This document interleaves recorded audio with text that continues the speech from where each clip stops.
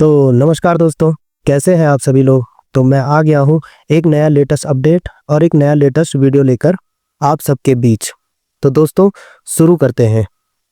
तो बात है दोस्तों, हम और आप ही नहीं जो फ्लिपकार्ट और अमेजोन जैसी ई कॉमर्स वेबसाइट का इस्तेमाल कर रहे हैं। इनफैक्ट जो आतंकवादी हैं वो भी इसका बहुत ही बड़े स्तर पर इस्तेमाल कर रहे हैं। ये बातें FATF के एक रिपोर्ट में बहुत ही चौंकाने वाली रिपोर्ट आई है। इसके बारे में बताया गया है कि किस तरह से ई कॉमर्स वेबसाइट, ऑनलाइन जो पेमेंट प्लेटफॉर्म हो गए, इन सब का इस्तेमाल किया गया है आतंकवादियों के द्वारा। और दोस्तों सबसे बड़ी बात यह है कि FATF की रिपोर्ट में भारत के 2 केसों के बारे में बात की गई है। जैसे एक हो गया हमारा पुलवामा हमला और दूसरा गोरखनाथ अटैक। तो दोस्तों अपडेट है Pulwama Gorakhnath attackers used e-commerce sites and VPN finds FATF reports. तो अब दोस्तों अब इसको थोड़ा डिटेल में समझते हैं कि आखिरकार आतंकवादियों ने भारत के ये जो 2 बड़े केस हैं इनमें किया क्या है। सबसे पहले FATF मतलब फाइनेंशियल एक्शन टास्क फोर्स, इनके द्वारा ये रिपोर्ट रिलीज करी गई 8 जुलाई 2025 को, यानी कल, जिसको टाइटल दिया है इन्होंने comprehensive update on terrorist financing risk.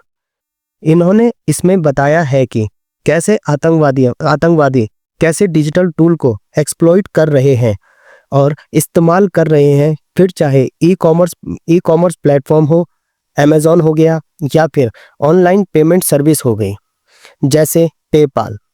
VPN tool का भी इस्तेमाल किया जाता है ताकि जितने भी अटैक्स हैं, जितने भी अटैक्स वगैरह हो गए या फिर प्रॉपर प्लानिंग हो गई और इसमें क्या बोलते हैं, ये फंडिंग, ये सब करी जा सके बिना किसी को पता चले।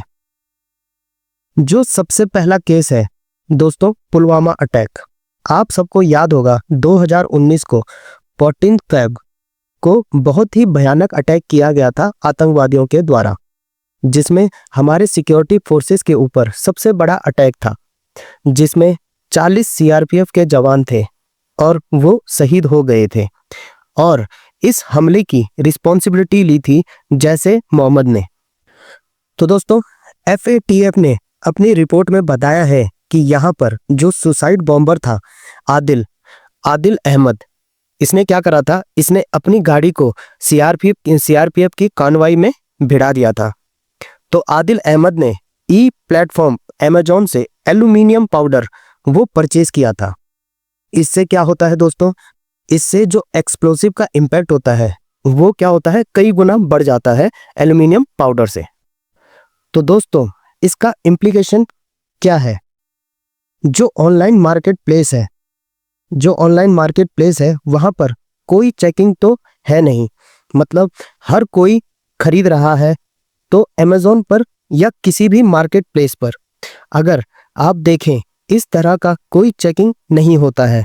कोई भी पर्सन अगर कोई चीज खरीद रहा है, इसमें ना कोई सरकार को बता रहा है, मतलब कोई भी सिस्टमैटिक तरीका नहीं है, कोई सिस्टम भी नहीं बना हुआ है। तो ये बहुत बड़ी समस्या है, ये बहुत बड़ी दिक्कत है। जो सस्पिशियस प्रोडक्ट परचेज किए जाते हैं उनको लेकर बहुत ही स्ट्रिक्ट नियम लगाना चाहिए गवर्नमेंट को, या फिर कोई भी स्ट्रिक्ट नियम लाना चाहिए गवर्नमेंट को ई कॉमर्स वेबसाइट के लिए। तो दोस्तों दूसरा यहाँ पर जो बताया गया है FATF द्वारा गोरखनाथ टेम्पल अटैक के बारे में, जो हुआ था 3 अप्रैल 2022 में।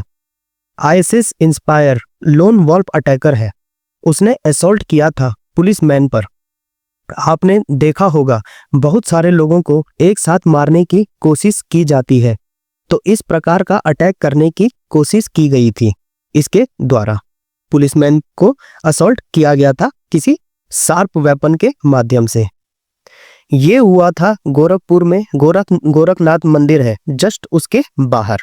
उसका इंटेंशन यही था कि यहाँ पर मास कैजुअलिटीज हो सके, बट उसको वहीं पर दबा दिया जाता है।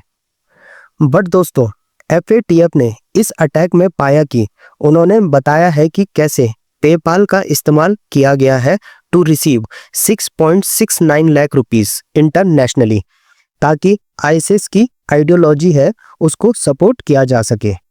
उसने यहाँ पर फौरन पेपाल अकाउंट का इस्तेमाल किया और जो अपनी लोकेशन है वो छुपा दी VPN के थ्रू। VPN का मतलब है दोस्तों वर्चुअल प्राइवेट नेटवर्क। ये तरीका अपनाया गया है आतंकवादियों के द्वारा। VPN से क्या होता है, ये लोग अपनी लोकेशन चेंज कर देते हैं। इनफैक्ट यहाँ कुछ बताया भी गया था कि इस अकाउंट में कुछ गड़बड़ी है जो आगे चलकर अकाउंट को सस्पेंड कर दिया गया था। अब दोस्तों इसका इम्प्लीकेशन यही है कि जो ऑनलाइन प्लेटफॉर्म है जैसे पेपाल हो गया, इसका मिसयूज किया जा रहा है for cross border terror financing, और यूज ऑफ VPN अलाउ किया जाता है ताकि IP एड्रेस को हाइड किया जा सके और पर्सन को ट्रैक ना किया जा सके। रेड फ्लैग्स जो आए थे इनिशियली वो अननोटिस्ड होकर आए थे। यहाँ पर दोस्तों प्रॉब्लम क्या है, यहाँ पर प्रॉब्लम है सिस्टम से प्रॉपर जो सिस्टम नहीं बैठाया गया है डिटेक्ट करने के लिए कि अर्ली स्टेज में अगर इस तरह की चीज़ें डिटेक्ट हो जाती हैं कि कौन क्या कर रहा है, तो शायद इस तरह की जो एक्टिविटी की जा रही है वो रुक सके। तो दोस्तों फाइनली FATF के द्वारा क्या आइडेंटिफाई किया जाता है। FATF का जो ऑब्जर्वेशन है, सबसे पहला ऑब्जर्वेशन है उनका ई-कॉमर्स एक्सप्लोनेशन। इसको लेकर जैसे कि आतंकवादी कैसे ऑनलाइन वेबसाइट का यूज कर रहे हैं केमिकल परचेज करने में, 3D प्रिंटिंग मटेरियल में, और वेपन कंपोनेंट हो गया, वो सब खरीदे जाते हैं और कोई भी चेक और बैलेंस्ड मैकेनिज्म नहीं है यहाँ पर। ये हाई रिस्क के प्रोडक्ट जो परचेस किए जाते हैं उसके ऊपर कोई भी चेकिंग, मतलब जो ये लोग परचेस कर रहे हैं उसका कुछ भी रिकॉर्ड नहीं लिया जाता है पहले। अब दूसरी बात आती है फिनटेक एंड डिजिटल वॉलेट। इसमें क्या है, इसका जो इस्तेमाल कर रहे हैं जहां पर वॉलेट के थ्रू एक जगह से दूसरी जगह पैसा ट्रांसफर किया जाता है और पता नहीं चल पाता है कि ये पैसा कौन किसको दे रहा है और क्यों दे रहा है। और जो तीसरा पॉइंट बताया है इन्होंने, crowd funding and social media, ये भी बहुत बड़ी प्रॉब्लम है जहां पर लोगों से पैसा इकट्ठा किया जाता है। तो दोस्तों एक्चुअल में ये पैसा किधर जा रहा है और किधर के लिए कलेक्ट किया जा रहा है, तो इसे भी थोड़ा ट्रैक करने की जरूरत है। और आज की डेट में सोशल मीडिया में देख लीजिए जैसे टेलीग्राम, ये शायद मेनली आप सबको पता होगा। टेलीग्राम का भी बहुत ही ज़्यादा गलत इस्तेमाल किया जा रहा है आज की डेट में। अगर इस पे कोई रोक नहीं लगाई गई या फिर प्रॉपर मॉनिटरिंग नहीं की जा सकी तो बहुत जल्द आप अपडेट देखेंगे कि टेलीग्राम के द्वारा बहुत सारी चीज़ें फ्रॉड की जा रही हैं। तो गवर्नमेंट को इसके लिए भी एक स्ट्रिक्ट एक्शन लेना चाहिए। तो चौथी बात करी है इन्होंने VPN टूल्स के बारे में। ये जो VPN टूल एप्लीकेशन है, इसके द्वारा जो बैन साइट्स होती हैं, जो वेबसाइट बैन होती है, उसको भी VPN एक्टिवेट करके अपनी लोकेशन किसी और कंट्री का दिखा के, तो जो बैन वेबसाइट है उनको एक्सेस कर लिया जाता है, जिसके कारण मनी ट्रांसफर कर लिया जाता है अनडिटेक्ट तरीके से। तो पांचवी जो पॉइंट की बात करी है स्टेट स्पॉन्सर्ड टेररिज्म को, ये भी देखा गया है कि कुछ कंट्रीज गलत तरीके से डायरेक्टली और इनडायरेक्टली सपोर्ट करते हैं टेरर ग्रुप को, जो मुझे लगता है कहीं ना कहीं ये इशारा भारत के पड़ोसी मुल्क पाकिस्तान की तरफ लगता है, क्योंकि यहाँ पर फंडिंग की जाती है और ट्रेनिंग भी दी जाती है। तो अब दोस्तों इन सभी चीज़ों का सॉल्यूशन क्या है? देखो दोस्तों, FATF ने कुछ रिकमेंडेशन दी है। सबसे पहले ई-कॉमर्स वेबसाइट को लेकर उन्होंने कहा है कि जो पर्टिकुलर प्रोडक्ट होते हैं ना, उसका रिस्क असेसमेंट होना चाहिए कि क्या वो प्रोडक्ट सेल होना चाहिए, अगर सेल होता है तो किस बेस पर सेल होना चाहिए, जो पर्सन है परचेज कर रहा है उसकी ID सबमिट होनी चाहिए, KYC होनी चाहिए, जो बल्क बायर होते हैं उनकी KYC भी होनी चाहिए। इसके अलावा जो पेमेंट प्लेटफॉर्म है उसका KYC जरूर होना चाहिए, ट्रांजैक्शन की मॉनिटरिंग होनी चाहिए, क्राउड फंडिंग पर भी मॉनिटरिंग का ट्रैक होना चाहिए। फिर बात करिए इन्होंने VPN की, वहां पर मैंडेटरी कर देना चाहिए जो भी VPN प्रोड्यूसर है उनको रेगुलेट किया जाए और जो सस्पिशियस ID होती हैं उसको तुरंत इन्फॉर्म कर दिया जाए।